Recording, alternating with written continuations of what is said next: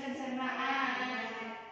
Jadi minggu dulu kita sudah membahas tentang sistem pencernaan pada manusia. Jadi sekarang kita mempelajari sistem pernapasan pada manusia. Tujuan pembelajaran kita hari ini agar kita mengetahui apa itu sistem pencernaan, apa bagian-bagian dari sistem pencernaan, dan bagaimana mekanisme dari sistem pencernaan. Hari ini kita akan melakukan sebuah permainan pada materi pembelajaran kita hari ini, sistem pencernaan, yaitu mengenai role play. Sebelum kita belajar pada hari ini, kita lihat dulu video kita yang ibu tayangkan ini.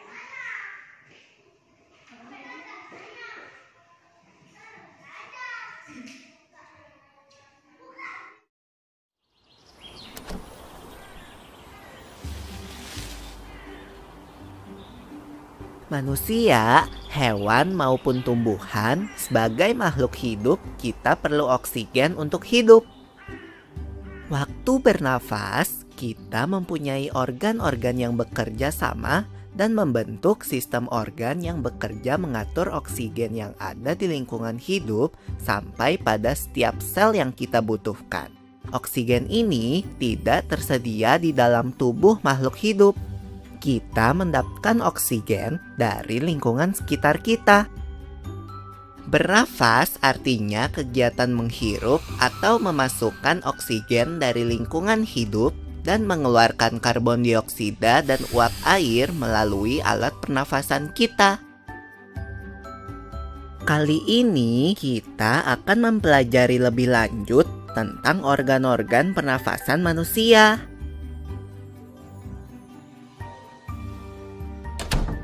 Lula, kamu tahu enggak kalau alat pernafasan kita terdiri atas hidung, pangkal tenggorok atau laring, batang tenggorok atau trakea, cabang batang tenggorok atau bronkus, dan paru-paru? Iya, Pipo. Melalui lubang hidung, udara mendapatkan jalan keluar dan masuk ke dalam tubuh kita. Tapi selain itu, udara juga dapat keluar masuk melalui mulut loh. Namun, jika kita bernafas menggunakan hidung, akan lebih baik loh, Pipo. Karena terdapat lendir dan rambut-rambut halus. Rambut-rambut halus ini berfungsi untuk menyaring udara yang mengandung debu, kotoran, dan kuman penyakit. Benar sekali, Lula. Selaput lendir berfungsi untuk mengatur suhu udara yang akan masuk ke paru-paru dan mengatur kelembapan udara agar sesuai dengan kelembapan tubuh. Hidung juga jalur yang langsung terhubung dengan alat pernafasan berikutnya, yaitu tenggorokan. Tenggorokan merupakan alat pernafasan manusia yang kedua. Pada tenggorokan terdapat laring atau pangkal tenggorok dan batang tenggorok atau trakea. Pada bagian dalam dinding batang tenggorok terdapat selaput lendir dan rambut-rambut halus yang selalu bergetar yang berfungsi menghalangi benda-benda asing yang akan masuk ke paru-paru. Pernahkah kalian tersedak? Kamu pernah enggak, Lula? Pernah banget, Pipo. Itu kenapa ya, by the way? Tersedak merupakan gerak refleks untuk mengeluarkan kembali benda atau makanan yang masuk ke saluran pernafasan.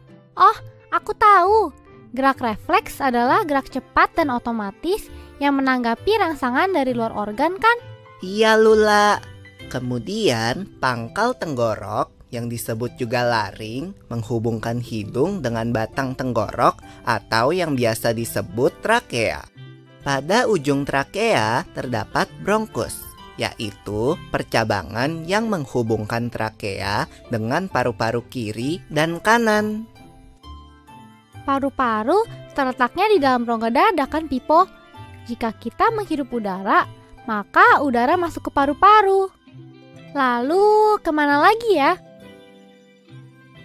Melalui bronkus menuju cabang dari bronkus yang disebut bronkiolus dan berujung pada gelembung paru-paru yang juga disebut dengan alveolus. Pada alveolus ini kan yang terdapat pembuluh darah. di mana terjadi pertukaran gas oksigen dengan karbon dioksida. Ibu telah menayangkan video tentang sistem pernapasan pada manusia. Sekarang kita masuk ke permainan kita mengenai role play, yaitu tentang seperti kita berdrama gitu ya. Jadi ibu akan membagikan ada yang berperan sebagai oksigen, sebagai hidung, sebagai faring, trakea, bronkus, terpadu, dan alveolus.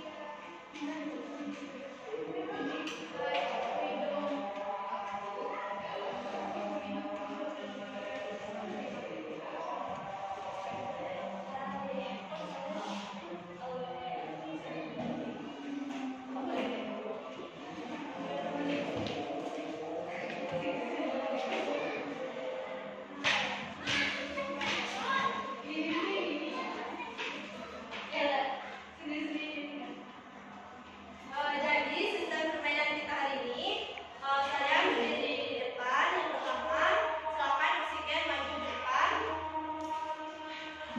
Selanjutnya, faring untuk hidung untuk maju ke depan. Berdiri di sebelah oksigen. Selanjutnya, faring berdiri di sebelah hidung. Selanjutnya, trakea berdiri di sebelah faring, dan bronkus itu berdiri di sebelah trakea tadi. Selanjutnya, ada paru-paru berdiri di sebelah bronkus.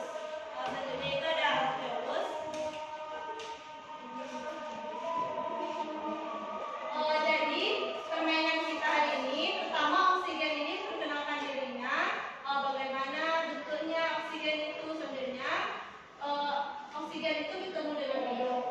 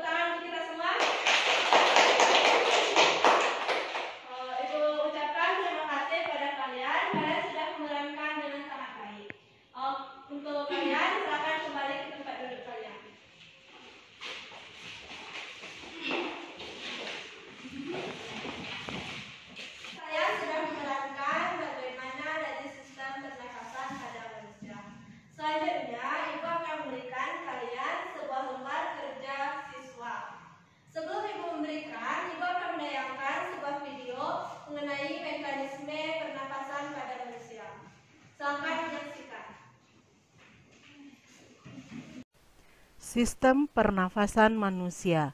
Bagaimana cara manusia bernafas? Tahap pernafasan terdiri atas inspirasi atau inhalasi dan ekspirasi atau eksalasi. Pada inspirasi atau inhalasi, udara masuk ke dalam saluran pernafasan, sedangkan pada ekspirasi atau eksalasi, udara keluar dari saluran pernafasan. Tahap inspirasi atau inhalasi yang pertama, diafragma atau otot pemisah rongga dada dan rongga perut berkontraksi sehingga menjadi rata atau mendatar.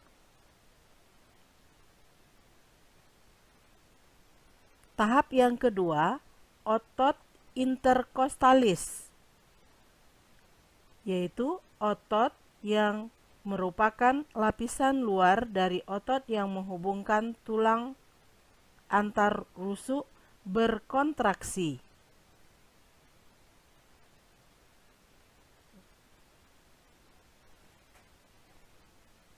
Tahap yang ketiga, tulang rusuk ditarik keluar dan ke atas sehingga memperbesar rongga dada.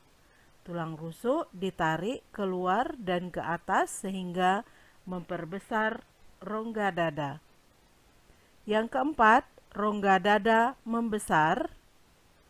Rongga dada membesar, paru-paru mengembang, dan permukaan diperluas. Tahap yang kelima, udara mengalir ke dalam paru-paru sebagai akibat tekanan udara di rongga dada menurun. Selanjutnya, tahap ekspirasi atau eksalasi merupakan kebalikan dari tahap inspirasi.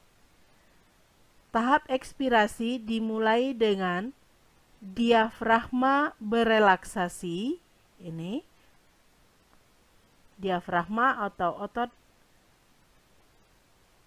sekat antara rongga dada dan rongga perut kembali ke bentuk normal, yaitu berbentuk lengkung.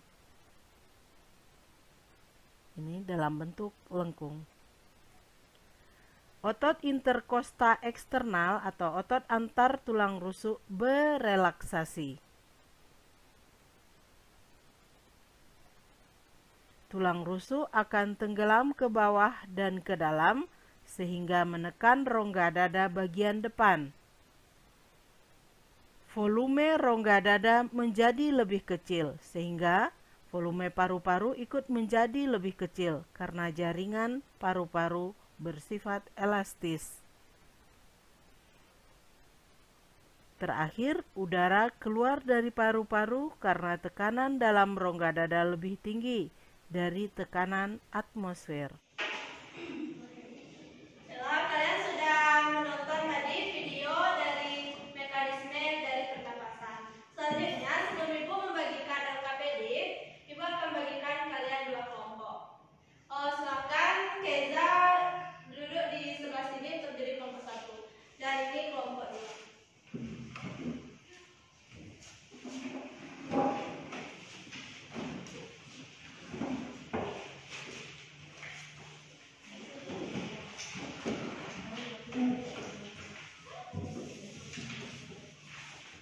Untuk LKPD-nya tadi, silakan kalian pahami, kalian baca, dan kalian yang Ibu mohon kalian bisa mengerti dari LKPD tersebut. Yang belum jelas silakan ditanyakan. Ya Ibu terlupakan di sini untuk kelompok 2 tentang fase ekspirasi dan kelompok 1 tentang fase inspirasi.